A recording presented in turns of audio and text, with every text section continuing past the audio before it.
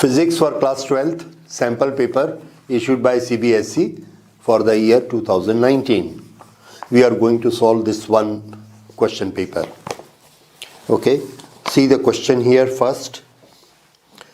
First we have a set of 1 marks questions. I will tell you in two things. Number 1, what we are supposed to write as answer to that question. Number 2, from where I got that answer. Or I will explain that why we are writing that answer. But that does not mean that you will write the whole explanation. Okay, so the first lesson, the first question I see, state SI unit of electric polarization vector P. Electric polarization vector.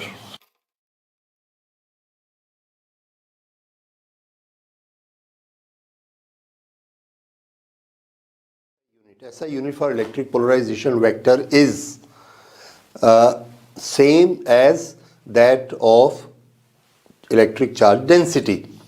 There is a relation between electric charge density and polarization, and that relation is electric charge density is equal to polarization into unit vector, which is normal to the surface.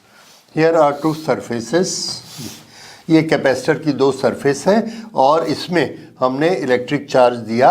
Electric charge देने से इसमें charge per unit area इसमें distribute हो गया. इसमें भी charge per unit area distribute हो गया.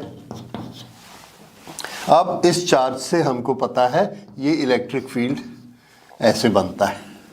तो यहाँ पर अगर हम एक यूनिट एरिया लेते हैं उसमें कुछ चार्ज होगा, तो ये हमने लिया पोलराइजेशन, क्योंकि इससे ये पोल पैदा होते हैं इलेक्ट्रिक फील्ड के. तो चार्ज डेंसिटी और पोलराइजेशन, इनका relation, this is a dot product. Dot product, charge scalar product होता है, चार्ज स्केलर है, ये वेक्टर है और ये भी वेक्टर है. दोनों वेक्टर का डॉट प्रोडक्ट एक स्केलर क्वांटिटी होगी, इसलिए चार्ज डेंसिटी स्केलर क्वांटिटी होती है. ये उनका रिलेशन है. और ये आपके जो एनसीईआरटी की बुक है, एनसीईआरटी की बुक में एक इलेक्ट्रिक कैपेसिटर के लास्ट में दिया हुआ है electric displacement, this I see at page number 77. वहाँ पर ये इक्वेशन दिया गया है, this, and this is polarisation. तो ये पोलराइजेशन, अब n ये यूनिट वेक्टर है, इसकी कोई यूनिट नहीं, इसकी कोई अपना यूनिट नहीं है, तो जो इसकी यूनिट होगी वही ऐसा यूनिट p की होती है. और चार्ज डेंसिटी की यूनिट क्या होती है? Coulomb per square metre. इसलिए इसका हम आंसर क्या लिखेंगे? ओनली 3 वर्ड्स,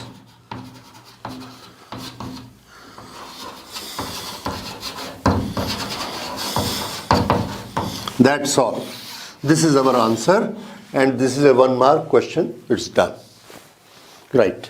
पोलराइजेशन आप उसमें पढ़ सकते हैं, ये कोई बहुत बड़ी चीज़ नहीं है. कैपेसिटर में हमने पढ़ा हुआ है. कैपेसिटर के अंदर जो इलेक्ट्रिक फील्ड बनता है that is because of the charges on the surface, और वो चार्जेस पर यूनिट मीटर उसको हम कहते हैं this charge density.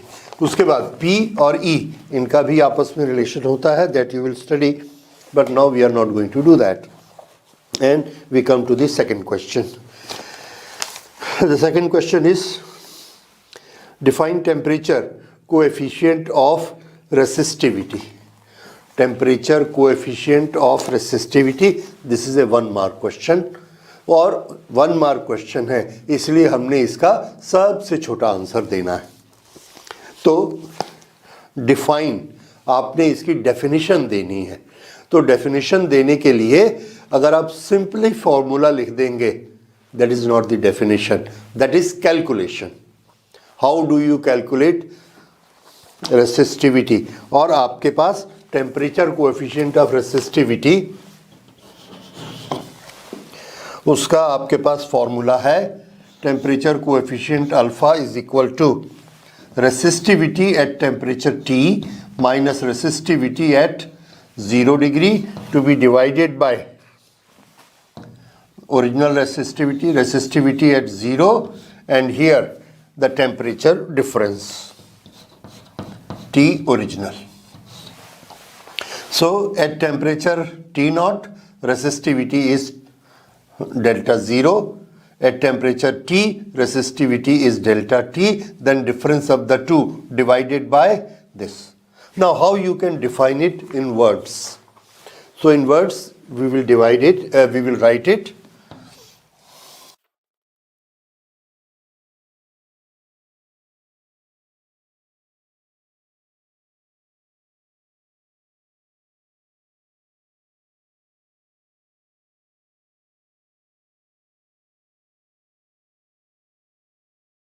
Temperature coefficient of resistivity is change in resistivity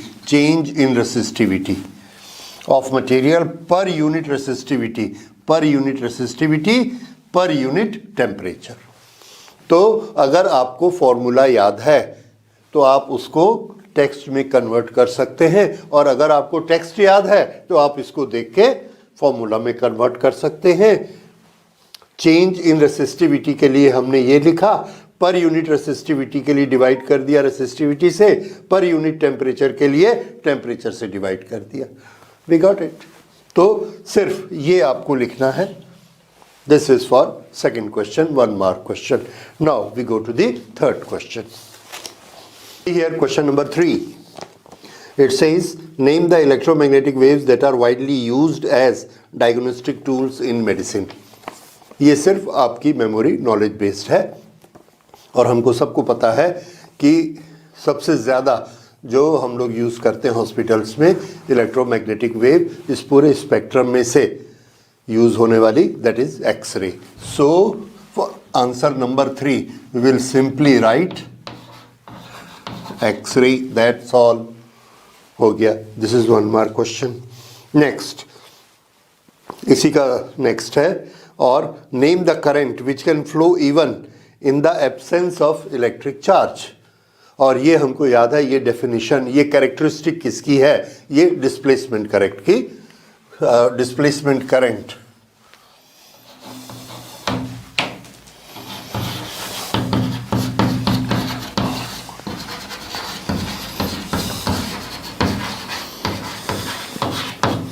displacement current. That's all. Displacement current आपको याद होगी. ये एक सर्किट है. इस सर्किट में हमने एसी सप्लाई की है, और यहाँ पर ये 2 प्लेट्स लगा दी हैं, जैसे कैपेसिटर की 2 प्लेट्स. हम क्या देखते हैं कि इसमें करंट फ्लो हो रही है, और हमारा मीटर दिखाता है करंट फ्लो होती है, जबकि यहाँ कोई कंडक्टर नहीं है. अगर कंडक्टर नहीं है, करंट फ्लो होती है, तो हमको कैसे पता लगता है करंट फ्लो होती है? हम देखते हैं यहाँ पर कि यहाँ मैग्नेटिक इफेक्ट यहाँ बन रहा है. तो अगर यहाँ मैग्नेटिक फील्ड पैदा हो रहा है, मीन्स यहाँ पर करंट फ्लो हो रही है. ओके. ये वाली करंट जो बिना चार्ज के बनती है, बिना चार्ज के फ्लो हुए बनती है, इसको क्या कहते हैं? Displacement current. But your answer will be only 2 words, displacement current. That's all. And now we go to the next question, question number 4.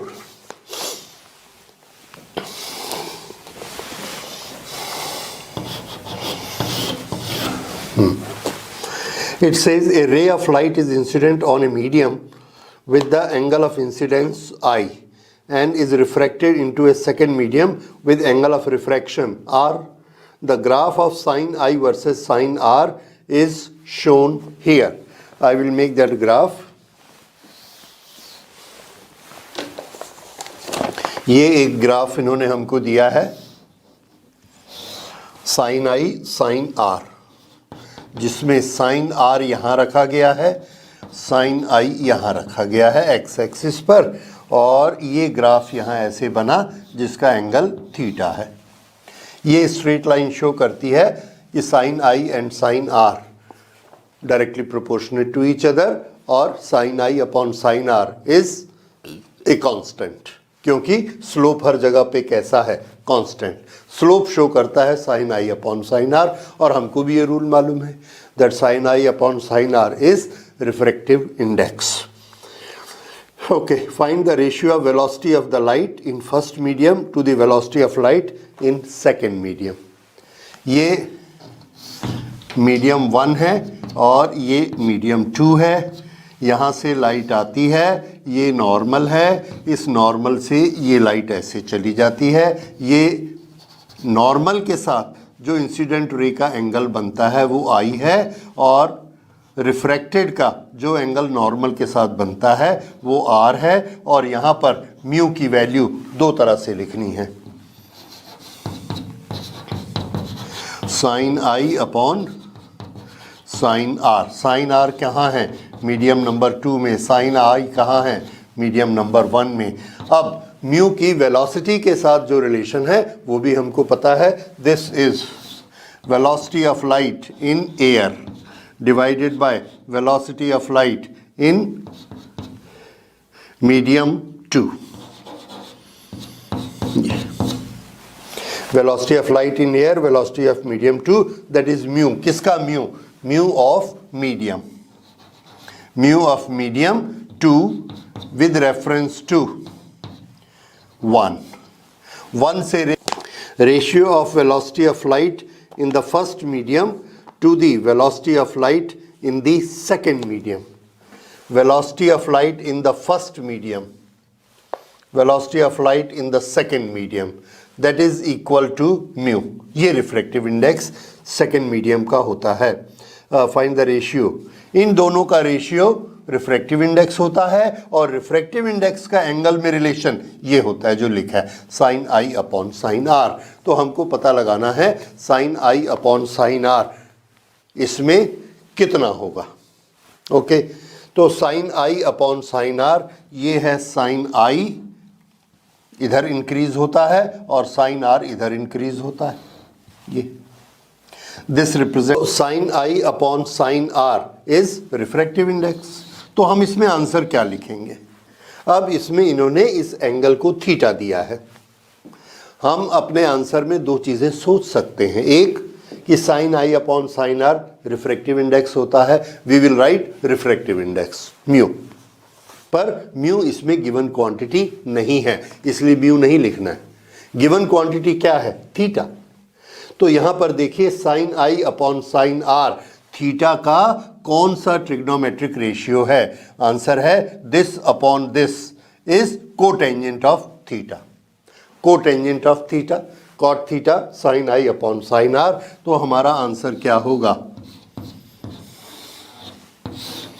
You have to write in the answer only one word, cot theta, that's all. ये हमारे दिमाग में पूरा आना चाहिए, या आप इसको रफ में बनाएंगे, आंसर ये लिखेंगे cot theta, that is done. Okay, now we go to the next question, that is question number 5. That is again a 1 mark question. Two particles have equal momenta. What is the ratio of their de Broglie wavelength? De Broglie wavelength lambda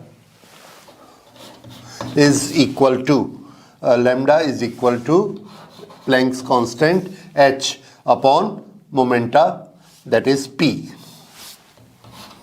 This is momentum. Okay, so lambda is equal to h upon p. Two particles have equal momentum. What is ratio of their de Broglie wavelength?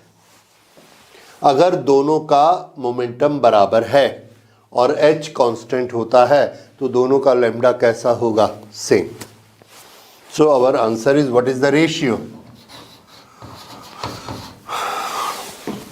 इसको आप ऐसे भी लिख सकते हैं, though it is 1 mark. Lambda is equal to h upon p. h is Planck's constant given p is same, therefore lambda is same. Ratio 1/1. Actually हमारा answer ये है, लेकिन अगर आप चाहें तो इसे भी लिख सकते हैं, अदरवाइज इतना लिखने से भी 1 mark is done. Next, monochromatic light, इसी का ऑप्शन दिया है दूसरा। Monochromatic light of frequency 6 into 10 to the power 14 hertz is produced by a laser. What is the energy of a photon in the light beam? तो हमें क्या क्या दिया है, फ्रीक्वेंसी, और पूछा क्या है, एनर्जी। तो हमको याद आना चाहिए एनर्जी का वो फॉर्मूला जिसमें फ्रीक्वेंसी यूज होती है, और वो फॉर्मूला है energy is equal to H nu. अब इसमें हम इनकी वैल्यू रख देंगे और ये आ जाएगा, दोनों की वैल्यू रखिए, मल्टीप्लाई करिए and you will get the answer 6.63 into 10 to the power -34। Okay, so की वैल्यू दी है हमको क्वेश्चन में, हम देख रहे हैं न्यू की value 6 into 10 to the power 14, 6 into 10 to the power 14. Multiply the two. This will come to 10 to the power -20. And this we get multiplication of the two.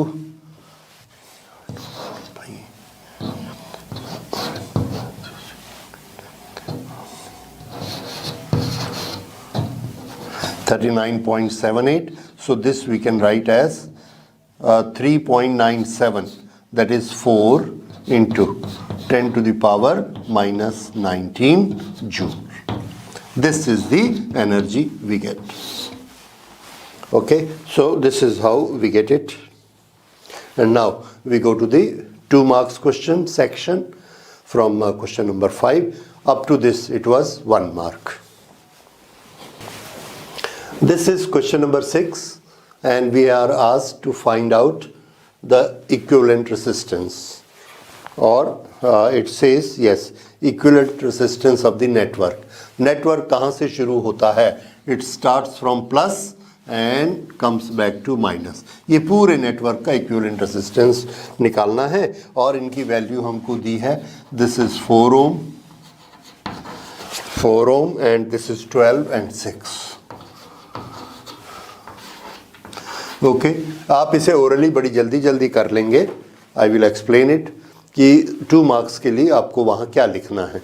इसके लिए ये जो क्वेश्चन है, इसका नेक्स्ट स्टेप आप बनाइए, यहाँ पर 4 and 4 पैरेलल, और ये आपको देगा 2। Then this is 1 ohm given in the question, 1 ohm। Again 12 and 6, 12 6 72, 72 divided by 12 plus 6 18, 18 4s are 72.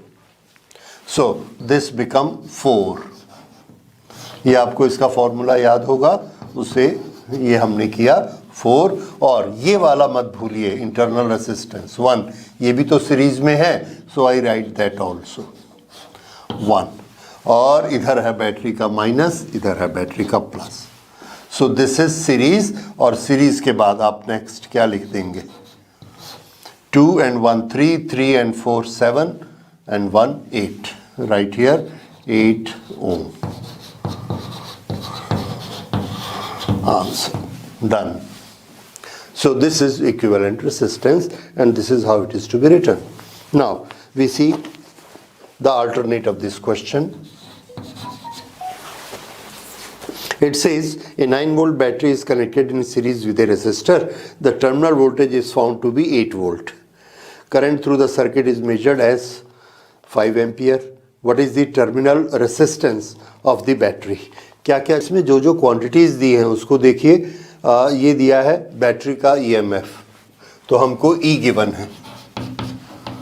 Okay, उसके बाद हमको दिया गया है the terminal voltage is found to be 8 volt, V दिया गया है हमको, और E दिया गया है 9 volt, right. Current through the circuit is measured 5 ampere, current हमको दी है 5 ampere. Okay, what is the internal resistance, R हमको निकालना है। ओके, ये चीज़ें, तो EVIR, इन चारों को हमने ऐसे लिखा और लिखते ही आपके दिमाग में स्ट्राइक करेगा कि इसका कौन सा फॉर्मूला आपको याद है. We all know that EMF of a battery is equal to terminal potential difference V plus I into internal resistance R. ये फॉर्मूला हमको याद है और इसकी वैल्यूज हमने रख दी. 9 is equal to 8 plus I is 5, so I write here 5 and this is R. और इससे 8 को इस तरफ किया, what we get is 5R is equal to 1, so R is equal to 1 upon 5 is equal to 0.2 ohm. This is our answer. तो आप देखेंगे 2 marks question में थोड़ा सा आपको एक लाइन और ज़्यादा लिखना है.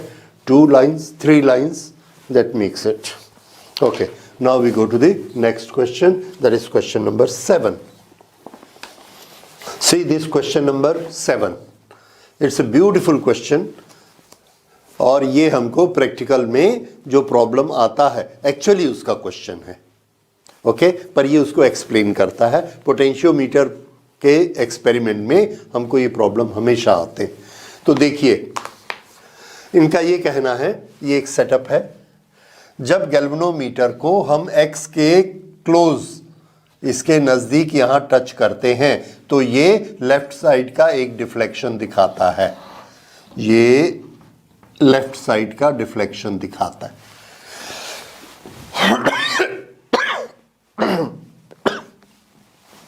जब हम इसको बी पर ले जाते हैं, दिस इज वेरी क्लोज, यहां भी हो सकता है, यहां भी, हर जगह ये लेफ्ट का एक डिफ्लेक्शन दिखाता है. फिर जब हम इसको यहां ले जाते हैं तब भी लेफ्ट का ही दिखाता है, लेकिन अब ये ज्यादा हो गया, इट इज मोर. यहां कम था, यहां ज्यादा हो गया. गैल्वेनोमीटर क्या दिखाता है? Electric current. तो इसका ये मतलब है जब हम यहां से यहां जाते हैं तो इस सर्किट में करंट इंक्रीज हो गई है. Current increase. क्यों करंट इंक्रीज हो गई होगी? क्योंकि जिसके कारण भी करंट है उसकी वोल्टेज ज्यादा, रेसिस्टेंस कम. हम क्या कर रहे हैं? हम तो रेसिस्टेंस को बढ़ा रहे हैं. एनीवे, फिर से देखिए, अब इसका कारण क्या हो सकता है? If from this point to this point the deflection is only in one direction, that shows that only one cell is working. अगर दोनों सेल काम करते हैं तो हमको पोटेंशियोमीटर का प्रिंसिपल पता है. क्या प्रिंसिपल पता है? कि अगर इसमें पोटेंशियल ग्रेडियंट है, यानी यहां पर इन 2 पॉइंट के बीच पोटेंशियल 0 है. अगर ये हमने 6 वोल्ट बैटरी लगाई है तो यहाँ तो 0 होगा. 1 volt, 2 volt, 3 volt, 6 volt, 8 volt, 12 volt. अगर ये 12 वोल्ट है तो 0 to 12, 6 वोल्ट है तो 0 to 6. तो यहाँ से यहाँ कितना होगा? 0. यहाँ पर हाफ. अगर ये 6 है तो यहाँ 3 होगा.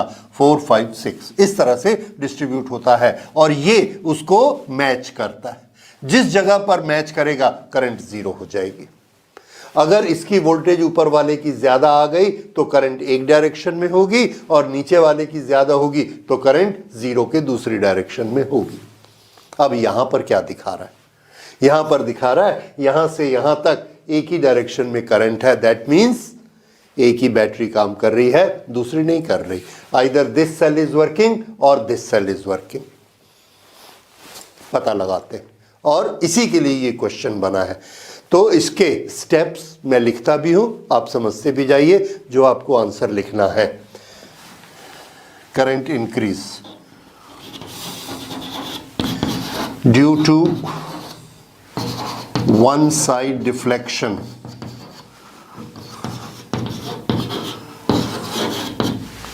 at every point.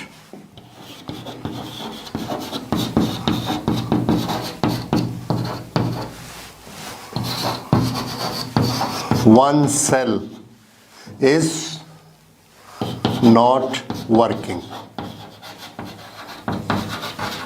वो या तो वीक है या कहीं से डिस्कनेक्ट हो गया है. इट मे बी एनीथिंग, लेकिन वो पोटेंशियल डिफरेंस क्रिएट नहीं कर पा रहा. ओके, अब हम देखते हैं दोनों को बारी बारी से क्या रिजल्ट होते हैं।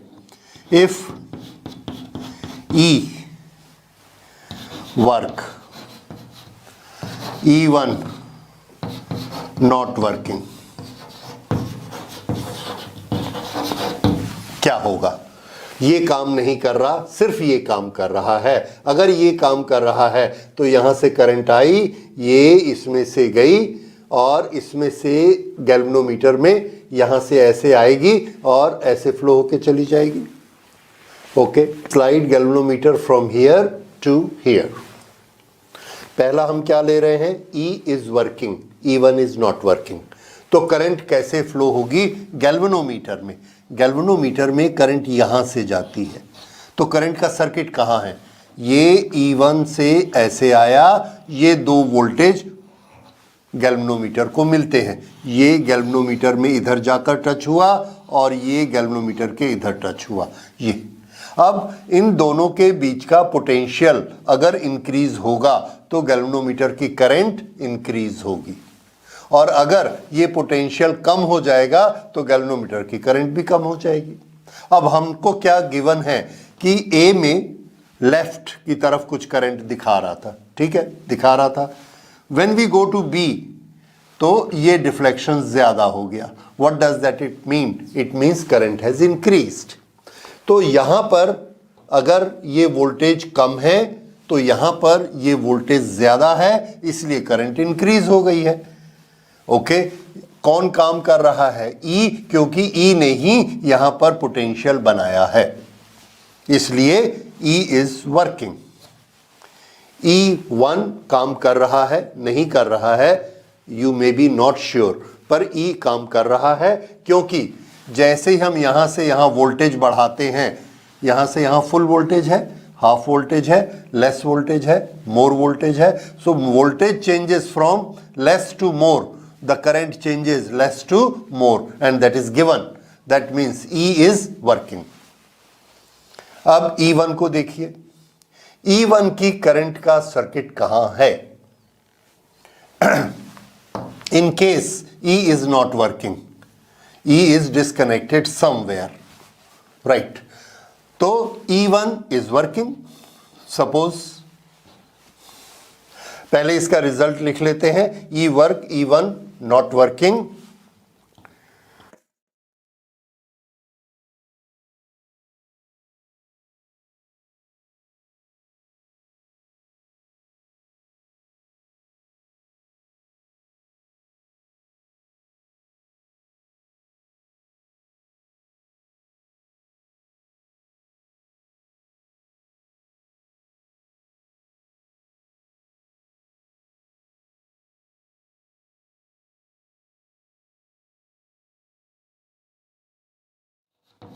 क्वेश्चन में क्या दिया है? करंट इंक्रीज होती है, और ये इस सिचुएशन में होनी चाहिए।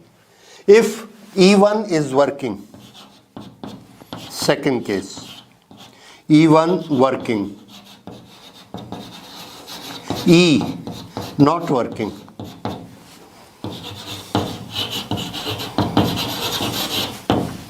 तो करंट का पाथ क्या होगा? तो करंट का पाथ होगा, यहां से करंट ऐसे जाएगी प्लस प्लस, तो करंट यहां से ऐसे जाएगी और ये यहां से गैल्वेनोमीटर से आ गई। ये जो रेसिस्टेंस है R, ये इसके रास्ते में है, करेक्ट। तो कुछ करंट फ्लो हो रही है। अब हमने इसको यहां से हटाकर यहां कर दिया। ये What happens to this resistance? It has increased. अगर ये इंक्रीज हो गया रेसिस्टेंस, तो इसकी करंट का क्या होगा? डिक्रीज। करंट डिक्रीज हो गई। कहां से कहां जाने में? ए से बी। फिर से एक बार सुनिए, जब ये ए पर था तो इसमें से ऐसे करंट फ्लो हो रही थी। एक तो करंट की डायरेक्शन उल्टी हो गई, ओके, हमको तो पता नहीं है किसके कारण कौन सी है। दूसरा, सिर्फ कितना रेसिस्टेंस बीच में आ रहा था, यहां से लेके यहां तक, दिस वन। जब हम इसको स्लाइडर को ए से बी तक ले गए तो इतना रेसिस्टेंस बीच में आया, तो हमारी थ्योरी क्या कहती है? रेसिस्टेंस इंक्रीज होने से current should decrease. But what is given situation? The current has increased. That means E1 working is not correct. Okay, E not working. Current should decrease. I will write it here. Please come here.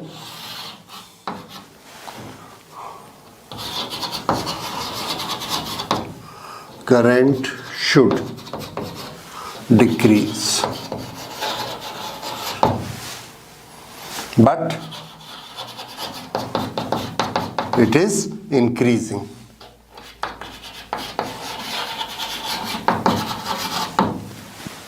ये second situation, ये क्या है? First situation. अब आप देख लीजिए, E work, E1 not work, E1 work, E not work. कौन सी सिचुएशन आ रही है? पहली सिचुएशन में करंट इंक्रीज होती है, दूसरे में करंट डिक्रीज होती है, और हमको गिवन क्या है? Current is increasing. ए से बी जाते हैं, लेफ्ट का डिफ्लेक्शन और ज्यादा हो जाता है। So that means this situation is correct, E is working, E1 not working. तो हमारा आंसर, फाइनल आंसर क्या हुआ? हमारा फाइनल आंसर हो गया ये, यहां मैं लिखता हूं, either E1 is discharged, no, E1 is discharged or very weak, you can say. So E1 is discharged or very weak. I will not say it is disconnected, क्योंकि डिस्कनेक्ट अगर हो गया तब तो इसमें फर्स्ट केस में भी current show नहीं होगी। So this we have to see that E1 is very weak or it is almost discharged। इसलिए हर जगह पर सिर्फ E का इफेक्ट आ रहा है। फिर से याद रखिए, अगर E डिस्कनेक्ट हो गया तब क्या होगा? अगर ये E डिस्कनेक्ट हो गया ये, तो E1 is working, E not working, तो करंट शुड डिक्रीज। यहां से यहां जाएंगे, यहां पर करंट ज्यादा दिखाएगा, यहां करंट कम दिखाएगा। अगर ये काम कर रहा है और ये नहीं कर रहा, तो यहां करंट कम दिखाएगा और इधर करंट ज्यादा दिखाएगा। This is a tip for your experiment and this is a tip for the teachers who are conducting the experiment. As far as our answer writing is concerned, we have to write this much. और अगर आप सिर्फ इसका answer लिख देते, either E1 is discharged or weak.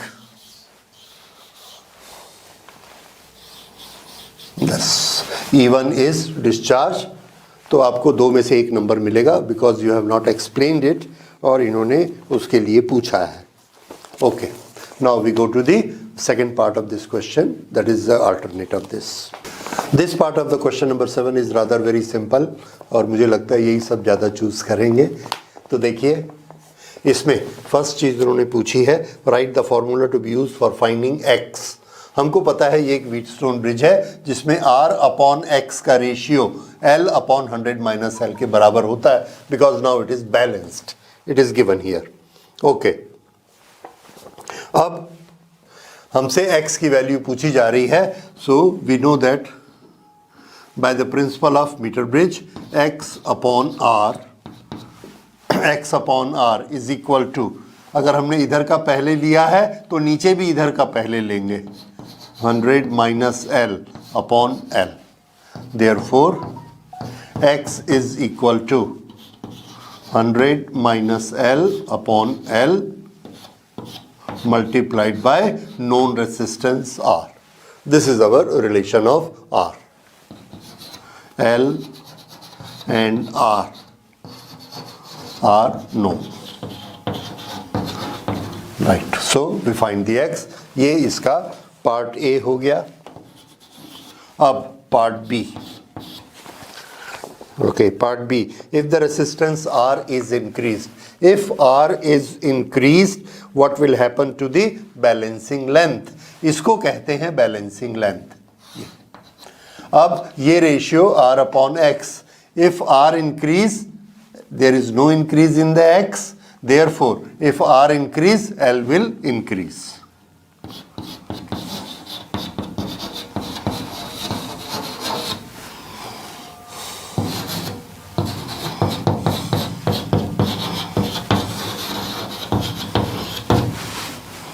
That's all. It is done. And now we go to the next question.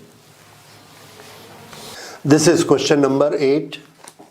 Here a wave diagram is given to us.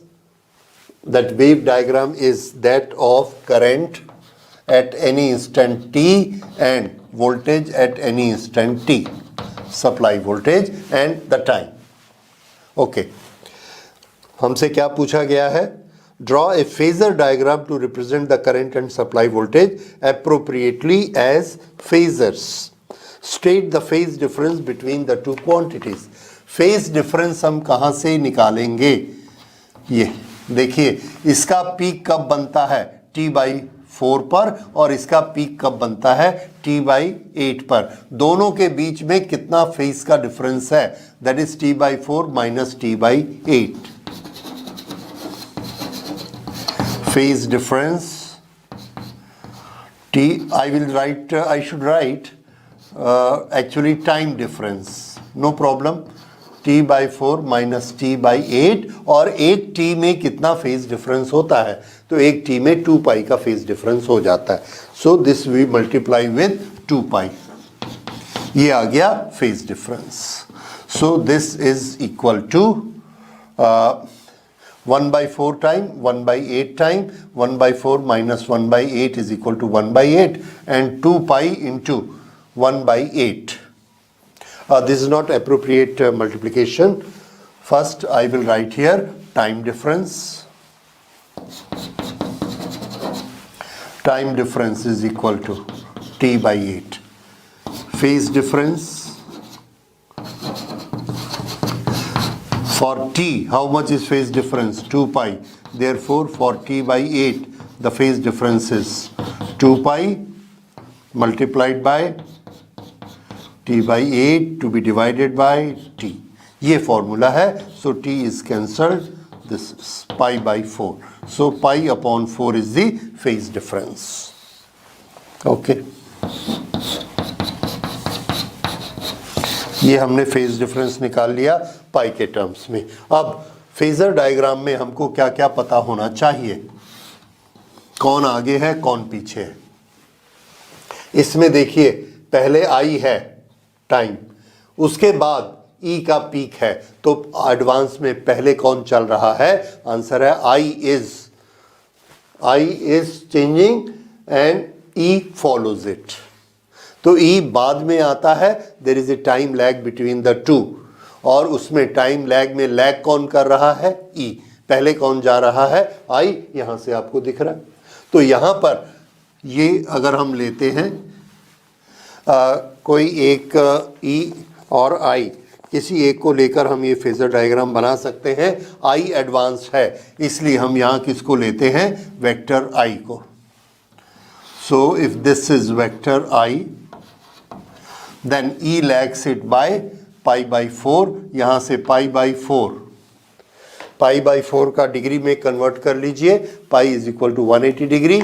So pi/4 you can convert it and make it here.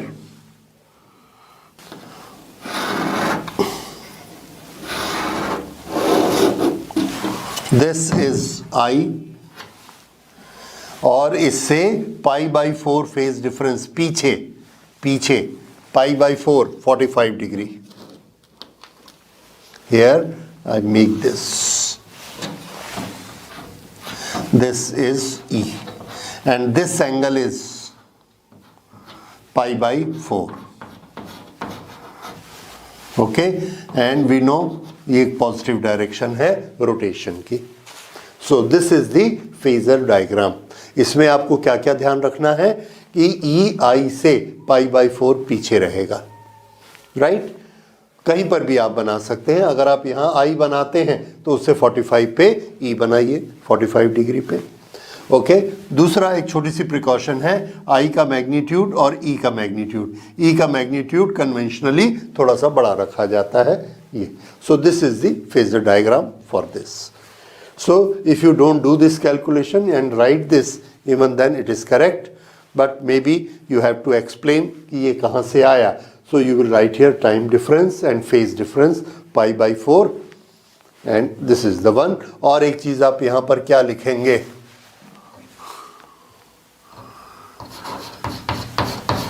E lags. E lags I, और ये हम सबको मालूम है, इन्होंने पूछा नहीं है ये कौन सा सर्किट होता है. This is a capacitive circuit. Okay. Number 9 ये इलेक्ट्रोमैग्नेटिक वेव का है. Compare the following wavelengths of the incident solar radiation absorbed by the earth surface and radiation re-radiated by the earth. तो जो radiation wavelength of the incident solar radiation absorbed by the earth surface, अर्थ की surface कौन से radiation को absorb करती है. तो हमको पता है कि जो रेडिएशन हमको आते हैं सन से, those are starting from very small wavelength of gamma और मैक्सिमम वेवलेंथ, बड़ी से बड़ी वेवलेंथ रेडियो वेव्स, ये हमको आते हैं. ओके. तो इसमें वेवलेंथ्स जो गामा रेज की होती हैं 10⁻⁻3, उससे छोटी, उससे लंबी एक्स रेज और उससे लंबी अल्ट्रावायलेट, ये सब अपना एटमॉस्फेयर में एब्जॉर्ब हो जाती, आइदर इन द आइनोस्फीयर और by the ozone layer. Ultra ionosphere में cosmic rays, gamma rays, X rays जो सन से आ रही हैं एब्जॉर्ब हो जाएंगी. उसके नीचे ओजोन लेयर है, वहाँ अल्ट्रावायलेट एब्जॉर्ब हो जाएगी. उसके नीचे जो विजिबल लाइट का रेंज है वो अर्थ पे आता है और उसको, उसके बाद इंफ्रारेड, हीट वेव्स, ये जितने भी उससे ज़्यादा लॉन्गर वेवलेंथ हैं, कम फ्रीक्वेंसी लॉन्गर वेवलेंथ, ये सब अर्थ पर आते हैं. अर्थ सबको एब्जॉर्ब कर सकती है.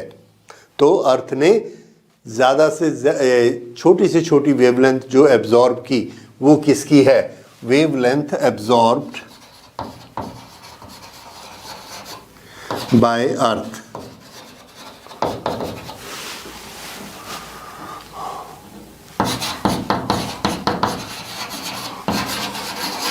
visible light 400 nanometer and larger. ये इससे बड़ी जितनी भी होंगी वो सबको, those are the heat waves and radio waves, all are absorbed by the earth. Absorb. दूसरा, radiated back.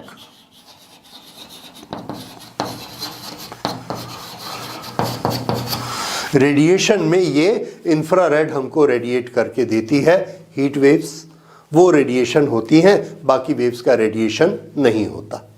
तो ये जो हीट वेव इंफ्रारेड जो हमको रेडिएट करके देती हैं, ये आपकी बुक में ही इसकी वेवलेंथ दी है 1 मिलीमीटर टू 700 नैनोमीटर. अगर उल्टा लिखेंगे तो 700 nanometre to 1 millimeter. This is radiated back and this is absorbed, right? और above than that वो तो पहुंचती ही नहीं है, मैंने पहले बताया gamma ray. So this is the answer for it. Thank you. Now we will do other questions regarding optics in the next class. Thank you.